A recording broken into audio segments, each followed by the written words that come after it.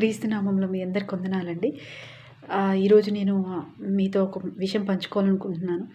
అదేంటంటే కొందరు అనుకోవచ్చు దేవుడు రావడం, దేవుని రాక ఆలస్యం అవుతుంది అని.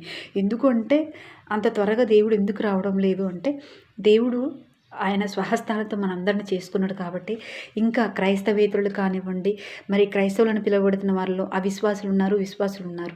విశ్వాసులైతే సరిపడటానికి కడపలో జరుగుతున్న జలప్రళయం ఒకటైతే మరి క్రైస్తవేతరులకి మరి అవిశ్వాసులకు కూడా దేవుడు టైం ఇస్తున్నాడు. మీరు ఒకసారి ఆలోచించండి. ఒక విలువైన వస్తువుని ₹1,00,000 ఫోన్ తెచ్చి మీ చేతిలో పెడితే మీరు పగలగొడతారా అండి? పగలగొట్టరు కదా.